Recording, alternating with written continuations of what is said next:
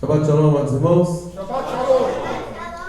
Queridos, porção de hoje, Parashá de hoje, Parashá Hukat. Hukat significa estatuto, significa regulamento, significa mandamentos, muitas vezes para nós incompreensíveis. E vai ser sobre isso que nós vamos focar hoje.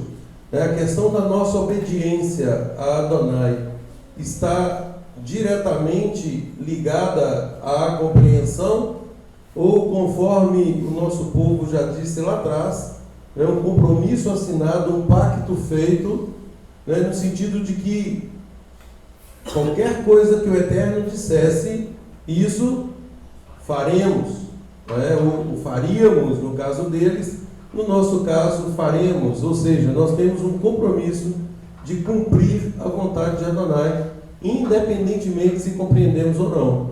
Então a compreensão por si só ela não é requisito da nossa conduta em relação ao cumprimento de um mandamento, ou seja, temos que permanecer atentos e vigilantes para que possamos cumprir tudo aquilo que o Eterno nos determina em suas instruções. Queridos, Parashá Hukat, porção Hukat, no livro de Bemidbar, Números, capítulo 19, a partir do verso 1 até o capítulo 22, também verso 1. Temos Haftará, referência nos profetas, em Juízes, capítulo 11, do verso 1 até o 33, e na Brit Hadashah, vulgo Novo Testamento, em Hebreus, capítulo 9, versos 11 a 28, e em João, capítulo 10, versos 10 a 21. Então inicia assim a nossa porção de hoje. Disse mais Adonai a Moisés e a Arão: este é o Hukat, é o estatuto da Torá, da lei, que Adonai ordenou, dizendo: diz aos filhos de Israel que te tragam uma novilha vermelha sem defeito, que não tenha mancha e sobre a qual não se tenha posto jugo. Entregá-la-eis a Eleazar, o sacerdote, ele a tirará para fora do arraial e a imolarão diante dele. Eleazar, o sacerdote, tomará do sangue com o dedo e dele aspergirá para a frente da tenda da revelação 7 vezes. Então a vista dele se queimará a novilha, tanto o couro e a carne, como o sangue e o excremento. E o sacerdote, tomando o pau de cedro e sopo e carmesim, os lançará no meio do fogo que queima a novilha. Então o sacerdote lavará suas vestes e banhará o seu corpo em água. Depois entrará no arraial e o sacerdote será imundo até a tarde. Também o que a tiver queimado lavará suas vestes e banhará o seu corpo em água e será imundo até a tarde. E o homem limpo recolherá a cinza da novilha e a depositará fora do arraial, num lugar limpo, e ficará ela guardada para a congregação dos filhos de Israel, para a água de purificação, é oferta pelo pecado. E o que recolher a cinza da novilha lavará suas vestes e será imundo até a tarde. E isso será por estatuto perpétuo aos filhos de Israel e ao estrangeiro que peregrina entre eles. Então só esse verso aqui já coloca mais uma vez uma pá de cal entre essa secção, entre essa separação que se faz entre o povo de Israel e quem não é povo de Israel. Ou seja, muitos aqui no Ocidente não se enquadram como sendo o povo de Israel, os filhos de Israel.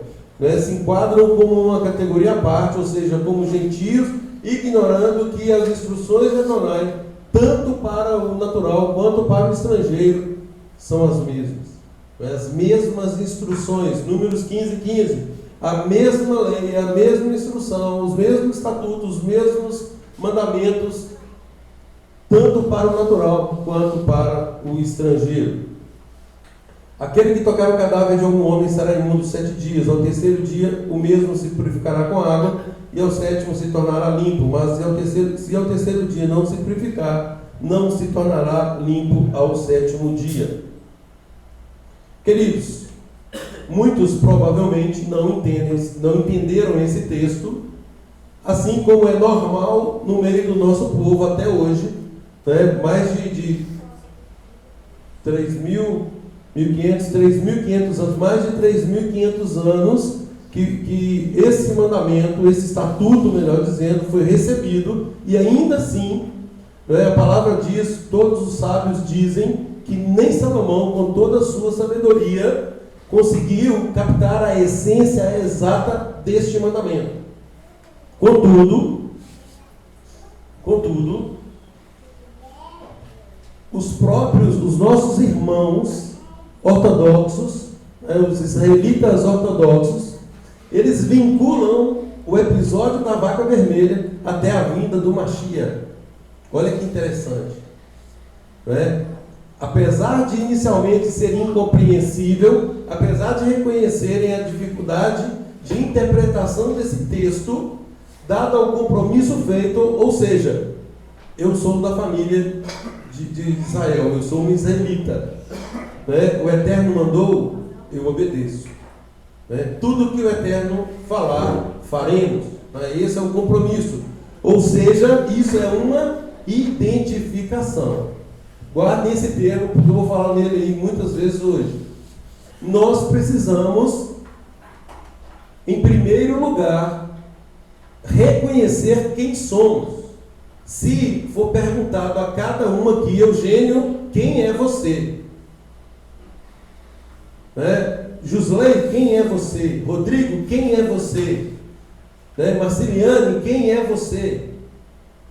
A única resposta plausível e que o Eterno, obviamente, todo o universo tem que ouvir é: eu sou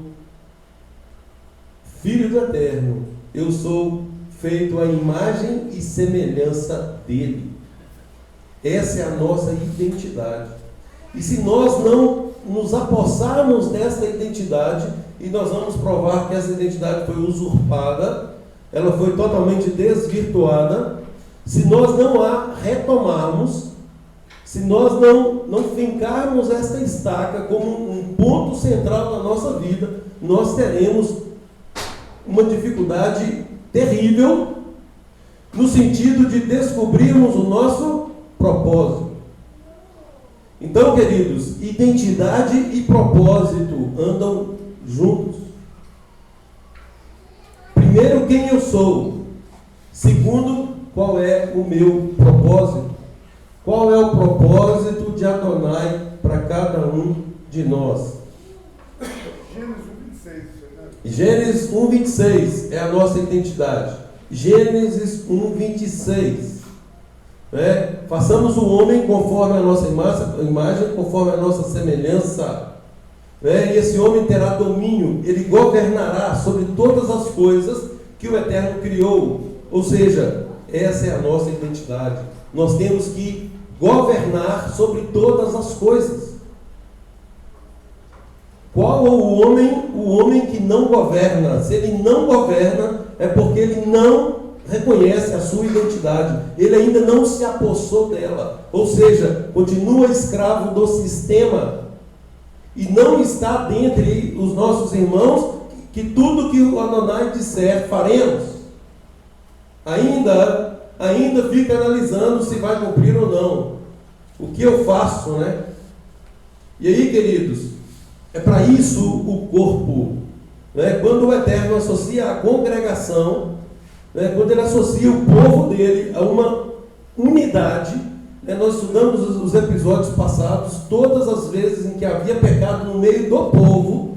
Estudamos agora há pouco o episódio lá dos 12 espias, por causa de 10 espias, nada obstante 2 relatarem de forma positiva, 10 espias conseguiram dissuadir o nosso povo de que a vontade do Eterno é boa, perfeita e agradável.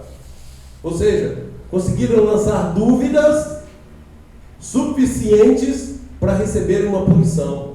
Inclusive, aqueles 2 que não tinham nada com isso, eles sofreram os impactos dessa punição durante 40 anos. Então, o Eterno sempre fez isso, ele começa a trabalhar no sentido gregário, no sentido de congregação, no sentido de unidade, porque esse é o propósito. Esse é o propósito.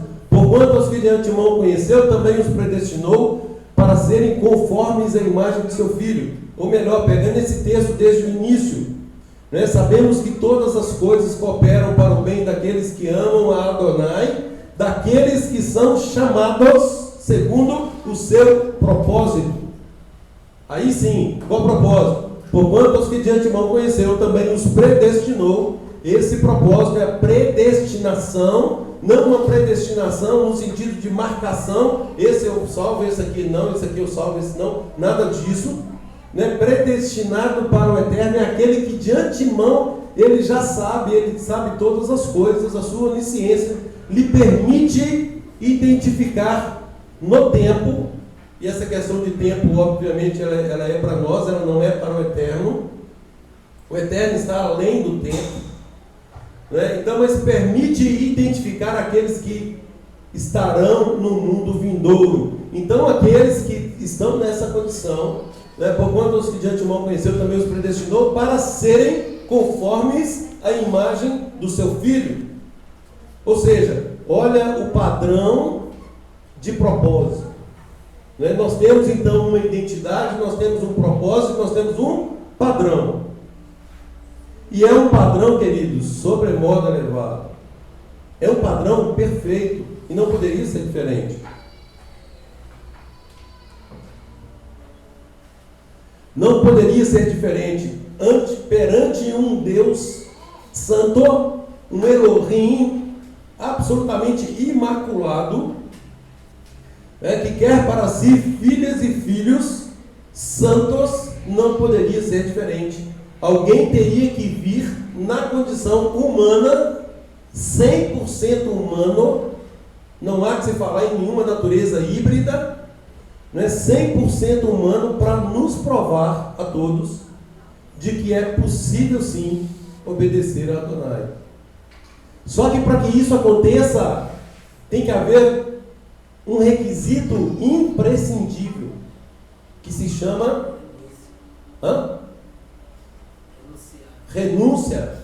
renúncia.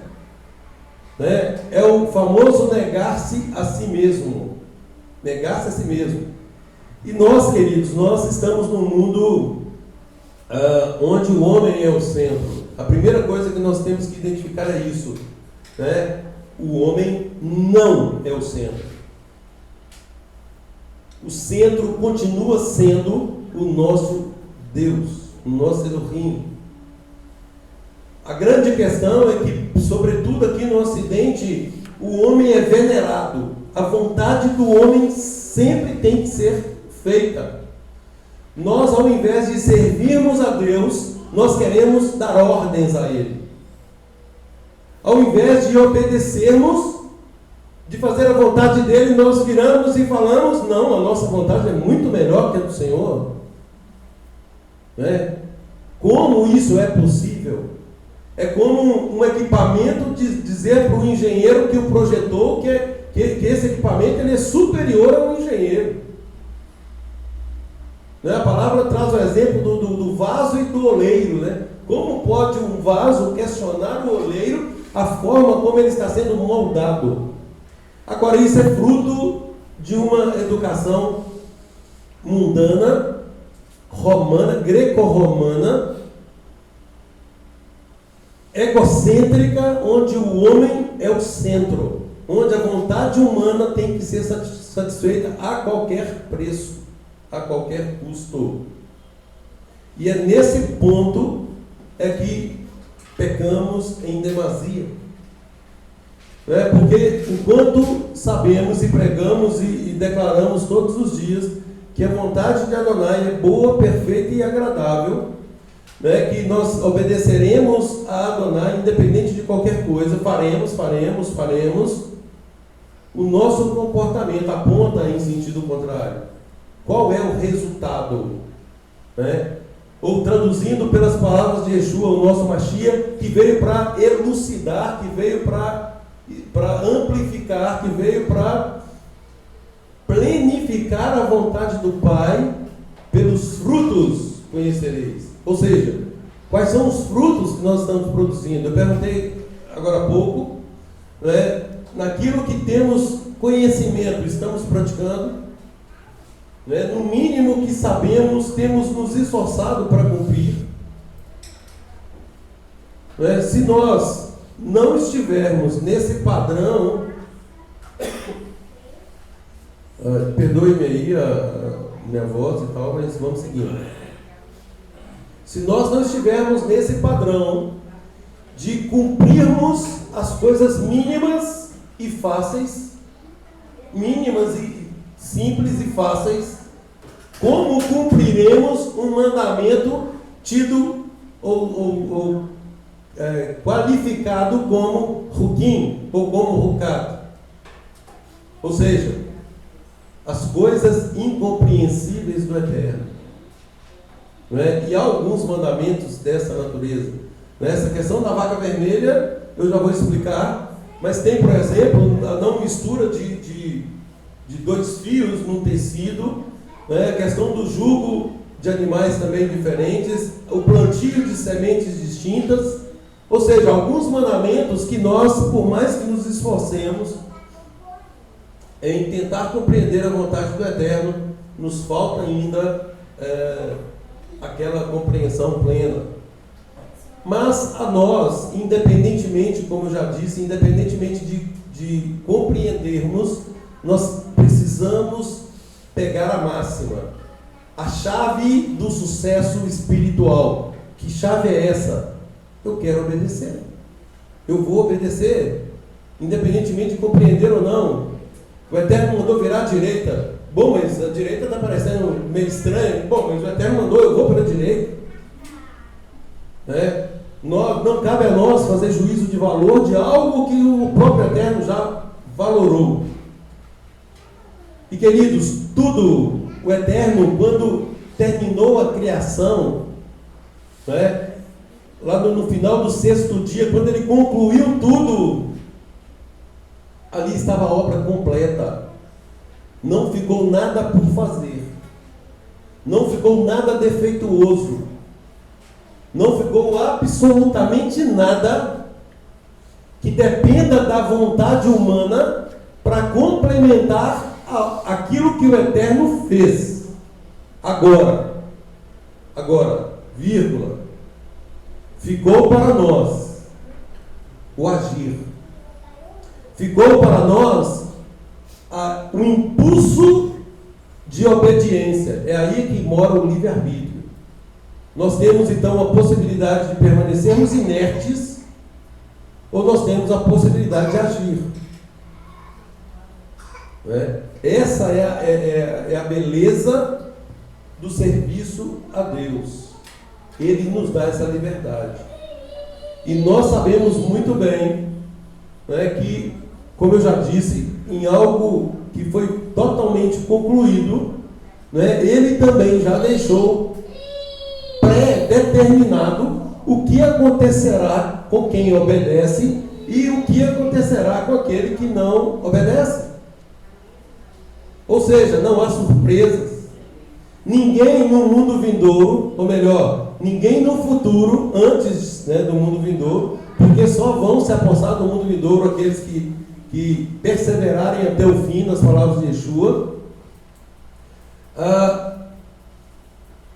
Somente aqueles que compreenderem e tiverem esse desejo sincero de prosseguir nessa obediência que vai alcançar o mundo vindouro.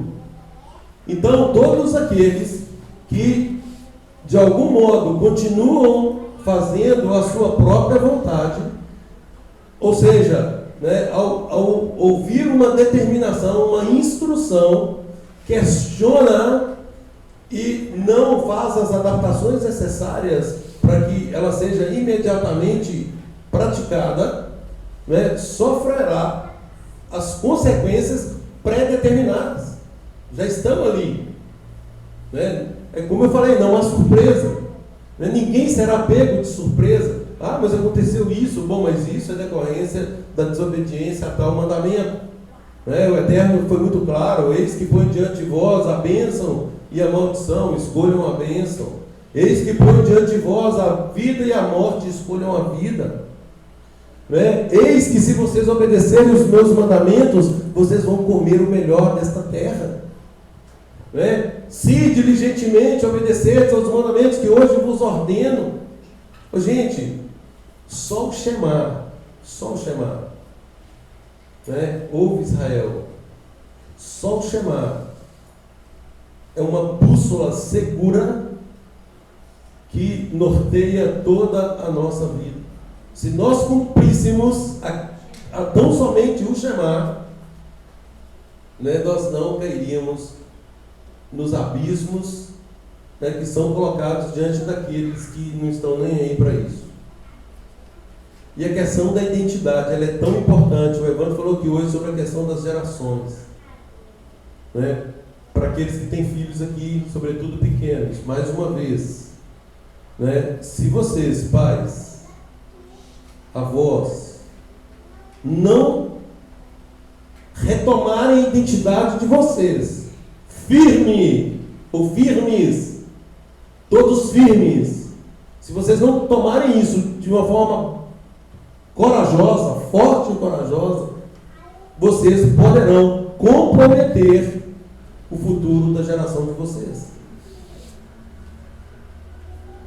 Então, muitas vezes nós somos tentados a, como eu já disse, né, a nossa vontade é muito melhor que a do Eterno. E é óbvio que eu já pontuo de antemão a minha ironia.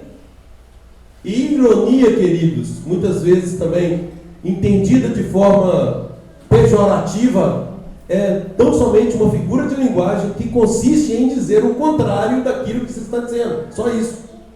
Quando eu digo estou sendo irônico, eu não estou querendo ofender ninguém. Eu só estou querendo dizer o contrário daquilo que eu estou dizendo. É só isso.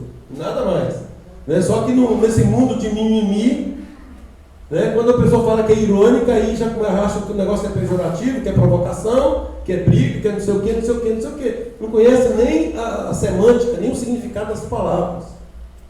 Né? E começa a fazer aí uma confusão em cima de nada. Né?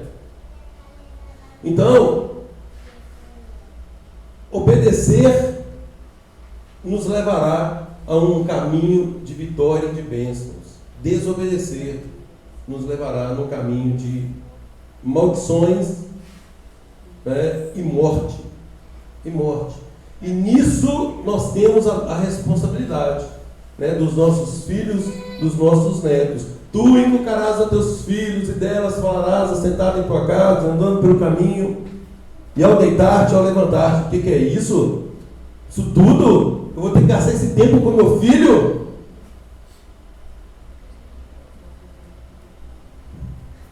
Gente, quando nós tivermos a percepção exata da identidade, quando nós tivermos a compreensão perfeita do nosso propósito, nós vamos querer gastar todo o tempo necessário com os nossos filhos. Porque o objetivo principal é conduzi-los nesse santo caminho que nós estamos falando, que queremos seguir. E o Eterno imputará, ou seja, colocará na conta de todo aquele que for negligente em relação a esse mandamento. Então, o objetivo de nós pais não é atolarmos os nossos filhos de bens, passar 50 horas na rua ao argumento de trabalho para encher a nossa casa de bens em prejuízo dos nossos filhos ou da nossa família. Esse não é o objetivo do Eterno. Muito pelo contrário. Não é? As Escrituras, as instruções nos apontam para a nossa casa como uma casa ordeira, uma casa em ordem. E aliás, o pacto do Eterno com Abraão demonstra isso sem mais poder. Ou seja, né, Abraão, por que o Eterno considerou Abraão um homem digno desse pacto? Porque ele ordenou a si, ou seja, Senhor, eu quero te obedecer, eu vou te obedecer. Né, manda aí que eu estou fazendo. Né? E ele ordenou a sua casa depois dele, ou seja, ensinou para a sua descendência a depender desse Elohim, desse Deus com o qual ele fez esse pacto. né? E nós só estamos aqui hoje por causa desse pacto. A promessa que o Eterno faz para Abraão, que seria por meio da descendência dele, e nós sabemos que a descendência aí, obviamente, aponta para o Mashiach e Yeshua, né? E é por meio dessa descendência que nós estamos aqui hoje, né? Agora num trabalho de reconexão, de reconciliação. Para quê? Para obedecer, para andarmos agora conforme os mandamentos do Eterno. Queridos, abram a palavra, a Bíblia aí de vocês, em Mateus, capítulo 24, verso 12. Vamos só checar um ponto.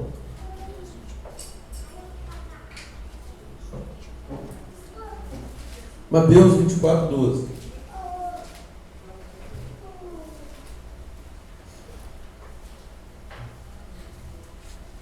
Quer achar? Pode ler, por favor.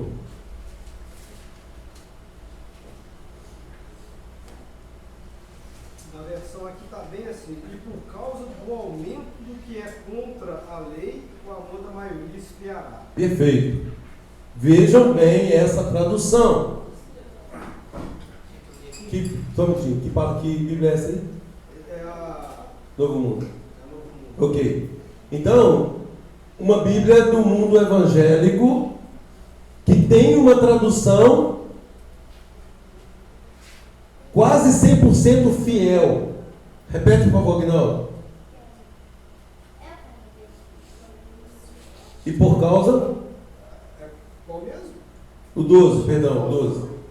Por causa do aumento do que é contra a lei, o amor da maioria esfriará. Por causa daquele que é contra a lei, contra a Torá, né? No original é exatamente isso, daqueles que são contra a Torá, a instrução da terra. O amor de muitos se esfriará. Olha, só um minutinho, Cleiton. Olha a minha versão, João Ferreira de Almeida, revista aí atualizada. Né? Aí vem os termos suaves, afinal de contas nós precisamos tirar esse negócio de lei, esse negócio de Torá, né? Nós temos que tirar isso, né? Então olha aqui, e por se multiplicar a iniquidade, o amor se esfriará de quase todos. Ou seja, aí a pessoa associa iniquidade à maldade, e aí pensa assim, no mundo de hoje tem muita maldade, não é verdade?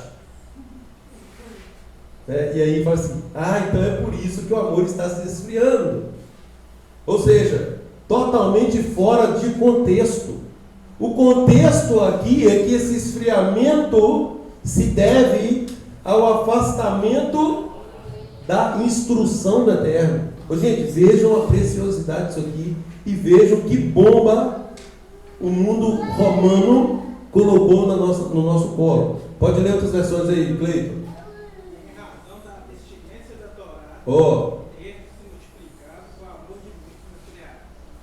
em razão da multiplicação da abstinência da Torá. Gente, mais claro que isso é impossível. Ou seja, ninguém consulta a Torá. Aliás, o movimento tido como cristão, né, ele fala que não é mais necessário. Não precisamos mais de lei. Né? E isso é tão paradoxal, ou melhor, é tão contraditório, que eu não sei como as pessoas conseguem lidar com isso. Eu conversava com o Odilei mais cedo e falava com ele o seguinte: veja bem, aqui está dizendo, por causa da multiplicação da abstinência da Torá, não vai haver mais nenhum sentimento de pertencimento.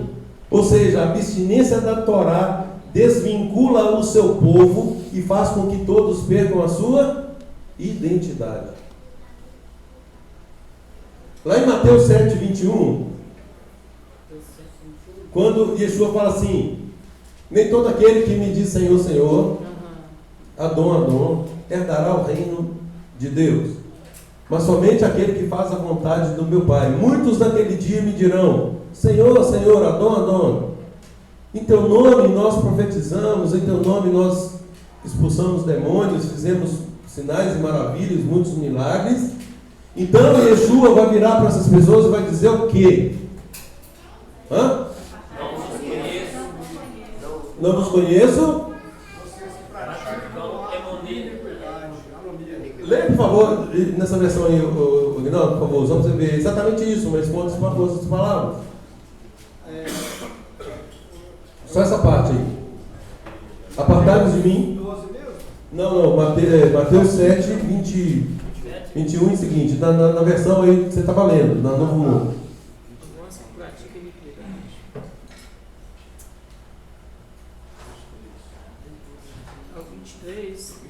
Mateus 7, 23.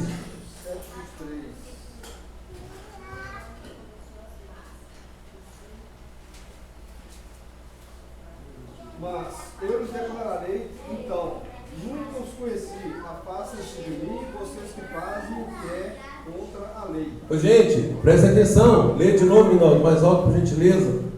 Apartem-se de mim,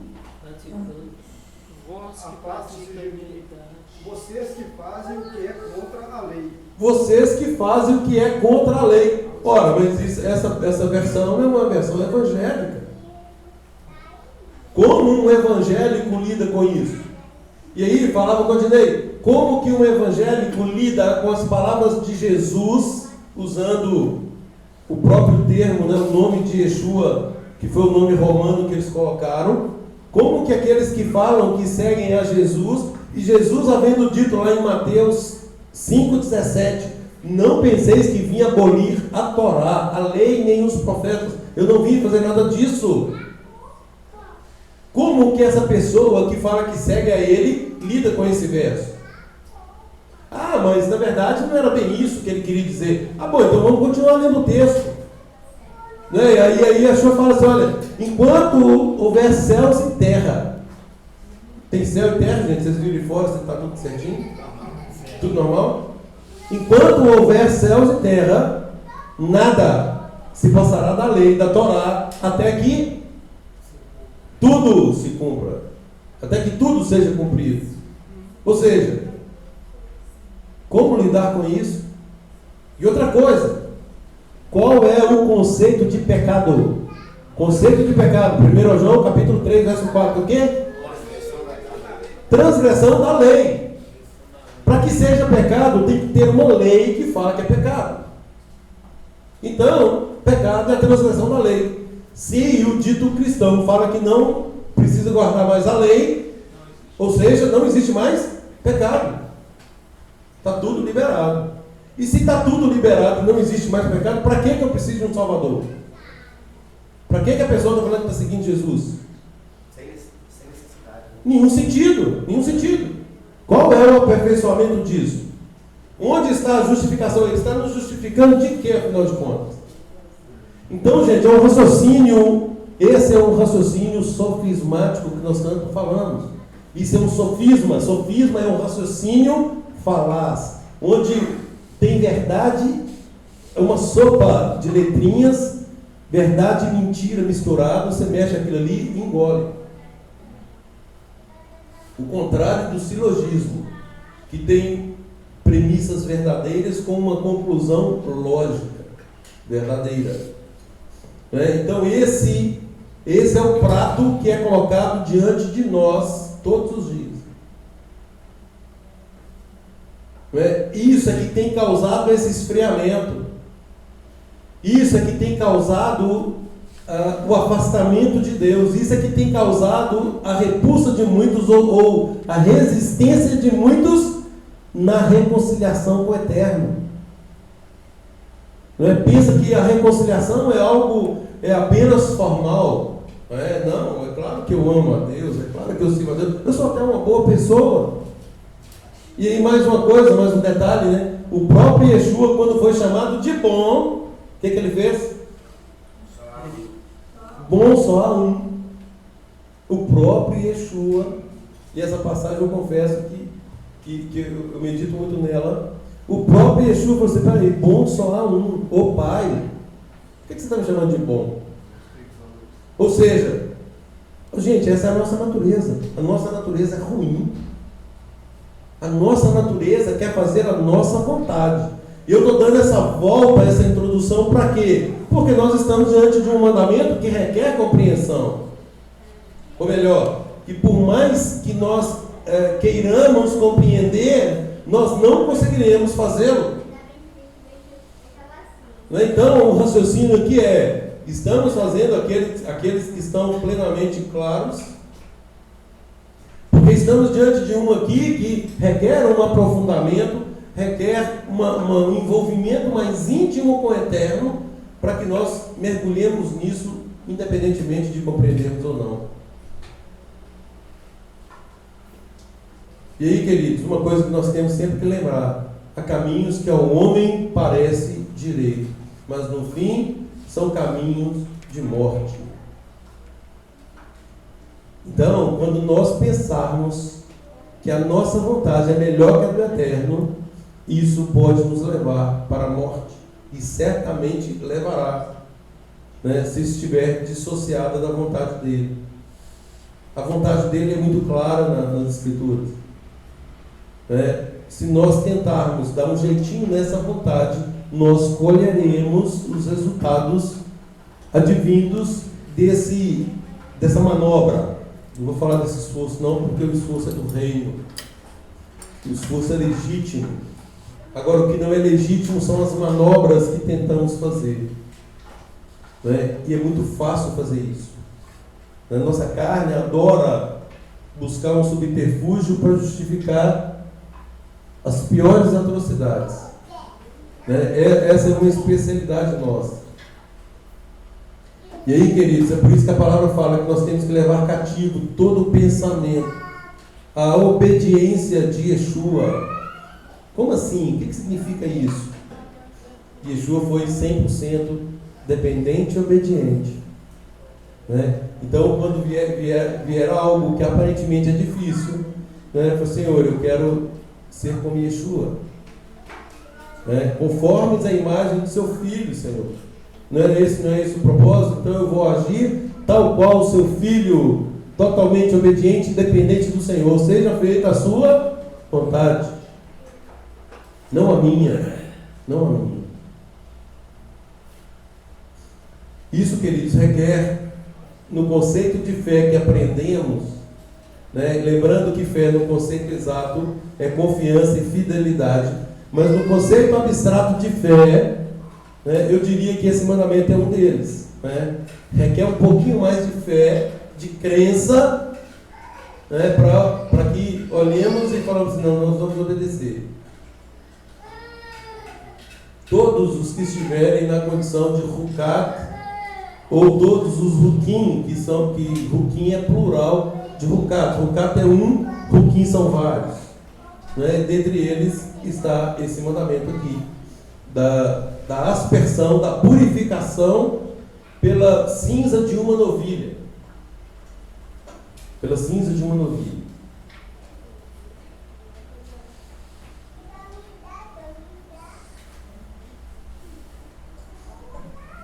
E os nossos sábios, os estudiosos da Torá, falam que esse mandamento é um mandamento, por ele ser tão incompreensível aos olhos humanos, ele é a máxima da vontade de Deus.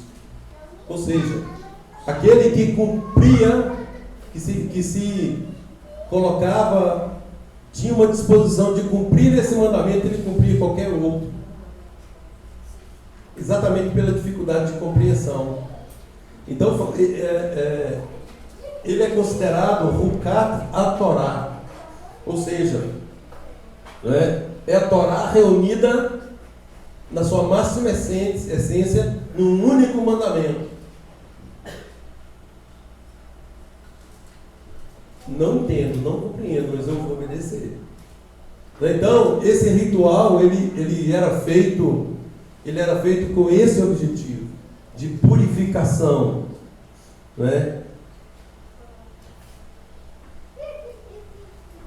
Purificação, queridos, ela tem a ver com não significa que a pessoa não tenha pecado. No contexto da vaca vermelha, o ritual de purificação não tinha a ver necessariamente com a questão do pecado. Tinha a ver com desobediência de normas no tocante ao serviço a Adonai. Né? Então, tanto é que aqueles, por exemplo, quem tocava no morto, ele ficava impuro. Então ele passava por esse ritual de purificação. Então, tocar no morto, ele não está na categoria de pecado, propriamente dito, ele está na categoria de impureza. De impureza.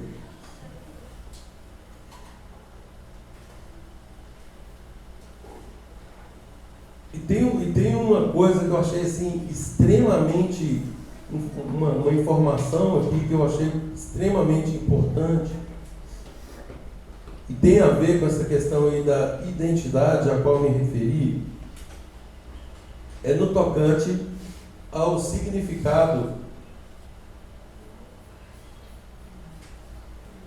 o significado da vaca vermelha. Só um minutinho.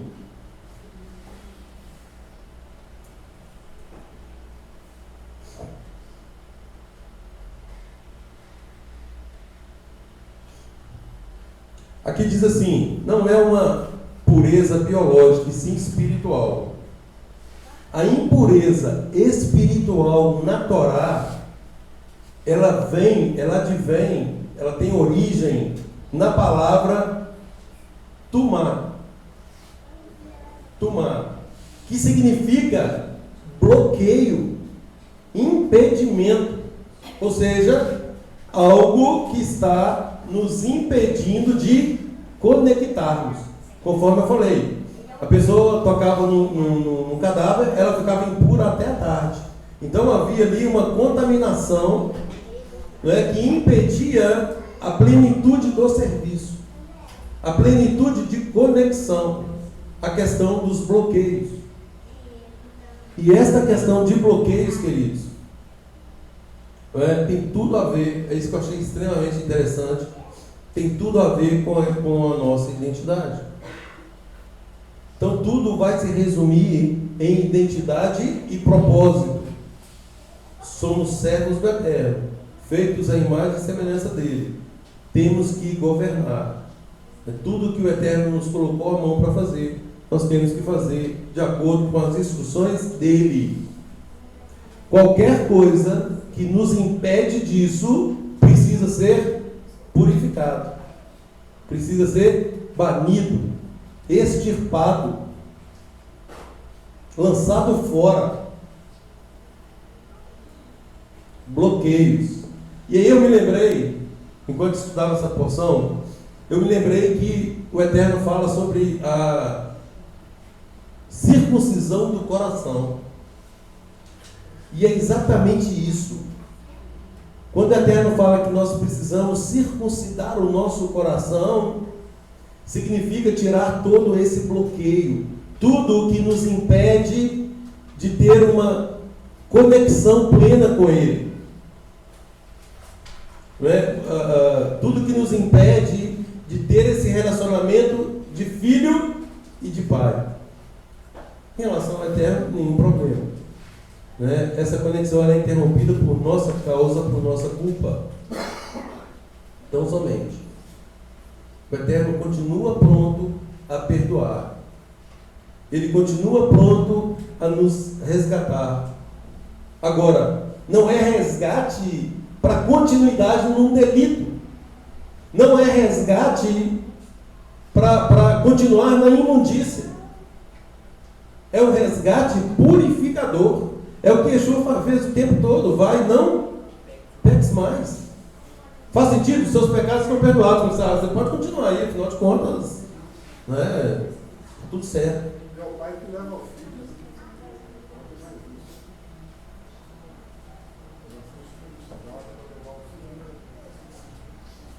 E a nossa santificação, queridos. A santificação tão necessária. Santificação não como algo sobrenatural, inatingível, não. Como uma parte da identificação do nosso povo e uma separação. Então, somente isso. A nossa santificação é a nossa separação. Nós vamos nos afastando deste mundo. Em que sentido? Nós estamos nele? Como assim? Vou me afastar do mundo? Exatamente. Andando em obediência ao Pai. andando em obediência a Elohim, a Deus. Não é? À medida que o mundo, nós acabamos de ler, não é? Por se multiplicar a abstinência da Torá, né? Ou seja, ninguém quer consulta a Torá, aliás, a grande maioria fala que não é necessário. Por se multiplicar, o amor está se esfriando. Mas nós não, nós estamos agora nos separando. Então o nosso amor tem que aumentar. Tem que aumentar. E primeiro ele aumenta como? Obediência, dependência. Eu não tenho como amar o meu próximo se eu não amar a Deus primeiro. Eu não tenho como amar o meu próximo se eu não amar a mim mesmo primeiro. Então amar a Deus, amar a própria pessoa tem que se amar. Aí sim eu vou amar o meu próximo. Então quando Yeshua fala, gente, que o reino de Deus está dentro de nós, é exatamente esta liberdade que temos em nos separar. Eu quero me separar. Eu não quero levar uma vida vã, vil, tal qual esse mundo tem vivido, onde não há regras, onde, muito pelo contrário, houve uma subversão de regras. Tudo que era até bem pouco tempo para nós absoluto, hoje é totalmente relativo. Né? O que era regra virou exceção, e o que era exceção virou regra.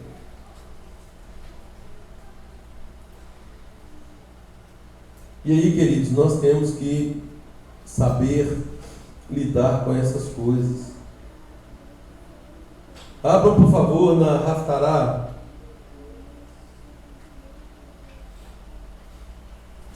Hebreus 9, 11.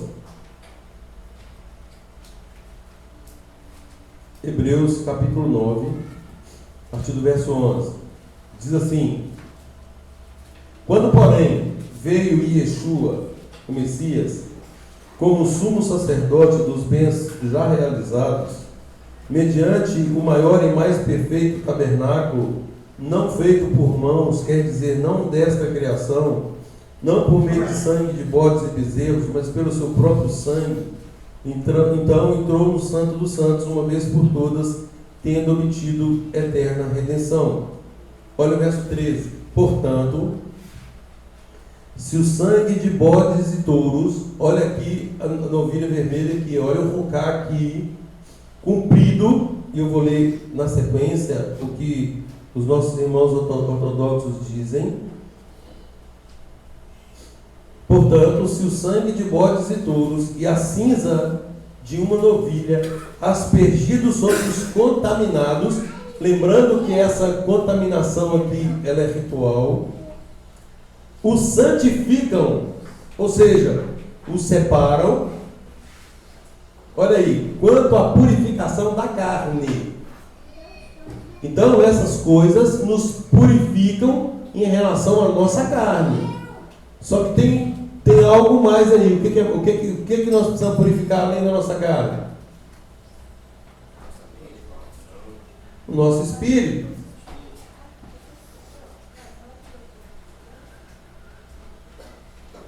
Olha aqui, muito mais o sangue de Yeshua, que pelo Espírito Eterno, a si mesmo se ofereceu sem mácula a Adonai, purificará a nossa consciência de obras mortas, para servirmos a Ele. É isso que está escrito? Hã? Para que possamos servir ao Deus e ao Deus vivo. Ao Deus vivo, ou seja, Yeshua está nesse processo de purificação com um propósito, com um objetivo de nos colocarmos aptos ao serviço ao Deus vivo.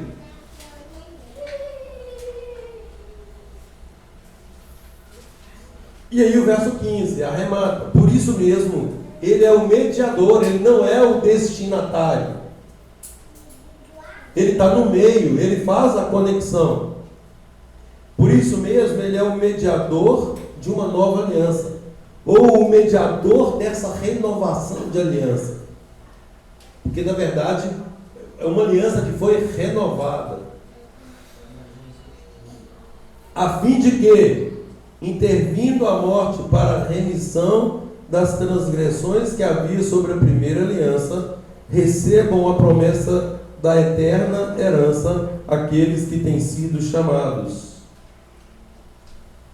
Queridos, não se preocupem com as pessoas que estão achincalhando da nossa fé. Não se preocupem.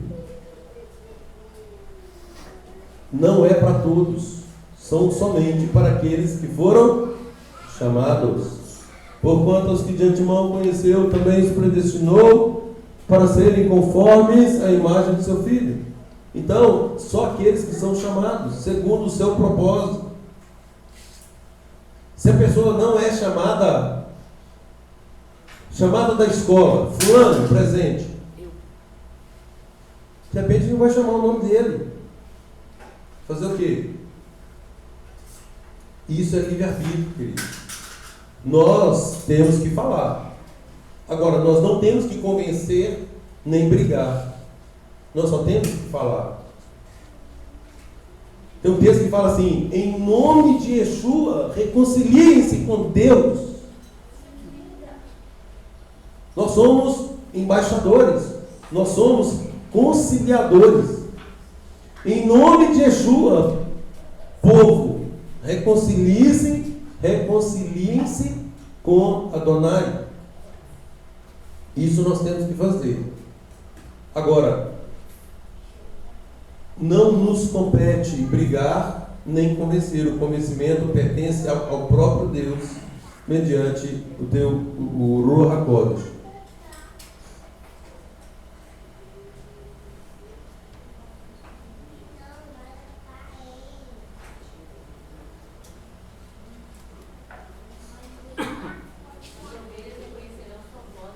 Oi? As suas ovelhas reconhecerão sua voz.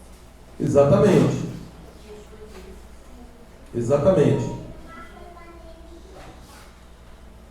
Então, se é ovelha, vai ouvir a voz do pastor.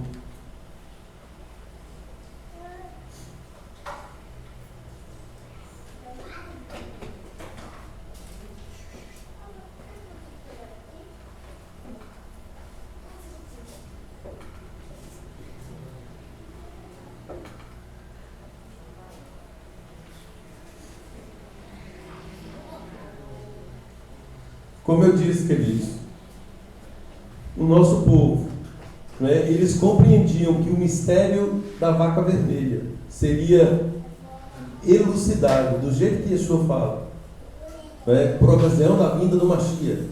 O Mashiach nos ensinaria o significado desse mandamento.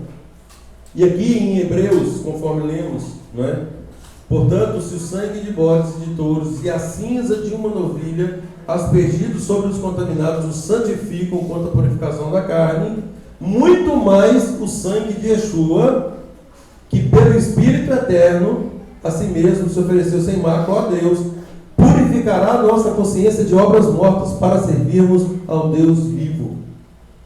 Então, por meio de um mandamento inicialmente incompreensível, pela vinda do Mashiach, nós passamos a compreendê-lo. Ou seja, agora, quando Yeshua diz que o reino está dentro de nós, nós vamos passar por um processo de purificação, não apenas da carne, mas também da nossa mente. Paulo fala sobre isso, Rabino Shaul: transformai-vos pela renovação da vossa mente. Ou seja, nós temos que ser transformados. Ou seja, novas criaturas. Ou seja, nascer de novo. Olhem aí os passos que Yeshua nos aponta, que as instruções nos apontam para que nós efetivamente consigamos recobrar, retomar a nossa identidade. Provérbios 19,16 diz assim: aquele que guarda o mandamento, guarda a sua própria alma, mas aquele que despreza os seus caminhos morrerá. Será que nós nos preocupamos mesmo com isso? Nós sabemos, declaramos isso todos os dias, né, que há uma maneira de nós vivermos felizes e prósperos. Né? E quando fala em felicidade e prosperidade, todos arregalam os olhos. Né? Há um caminho para isso. E esse caminho se chama obediência, dependência. Esse é o caminho. Né? Durante toda a caminhada do nosso povo, né? Desde o momento em que os nossos pais saem do jardim das delícias, jardim do Éden, jardim das delícias, né? Desde que eles são dali expulsos, né? O Eterno tem feito de tudo para promover essa reconciliação, para promover esse bem-estar que ele tem preparado para nós, e já está tudo revelado, tudo revelado. E muitas vezes nós recusamos.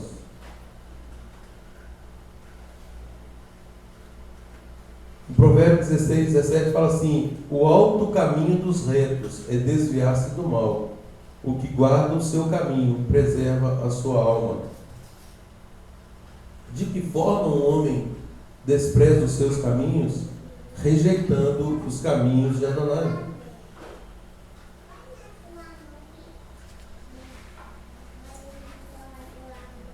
Então, queridos, quando nós escolhemos o nosso próprio caminho, nós estamos expressamente rejeitando a vontade de Deus para nós. E aí, obviamente, nós sofreremos as consequências disso.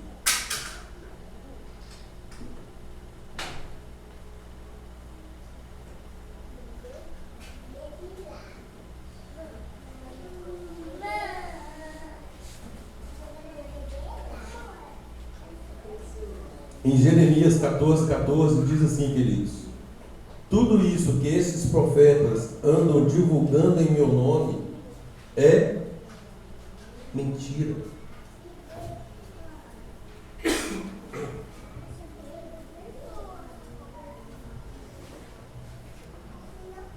O que está acontecendo no mundo religioso?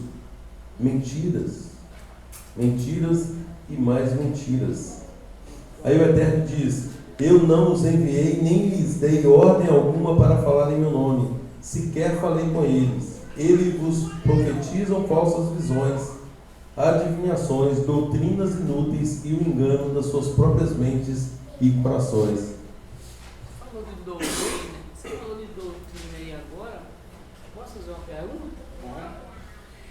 Um certo evangélico aí, durante a criação nossa de futebol, toda quarta-feira, ele até participou de igreja, ele falou na frente de todo mundo lá, teve uma época na igreja dele que ele gostava muito de futebol, e o pastor falou: a partir de hoje está proibido jogar futebol, certo? E ele seguiu o pastor. Eu falei: eu saí da igreja na hora. Ele falou: não, que não sei, é doutrina da igreja. Não é não. Eu contestei, não estou errado. Doutrina, obviamente, quando a palavra fala doutrina, doutrina significa o próprio ensinamento. Tudo tem que estar de acordo com a Torá. Isso que você menciona, isso é um mandamento de homens.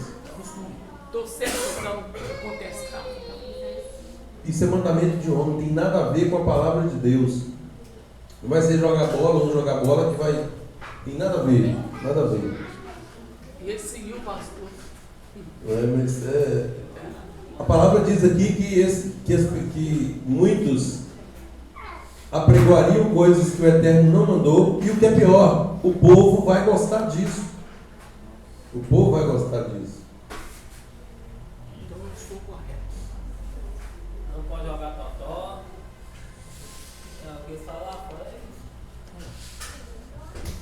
Por que me chamais Senhor, Senhor, e não fazeis e não praticais o que vos mando? Né? Palavras de Yeshua. Palavras de Yeshua.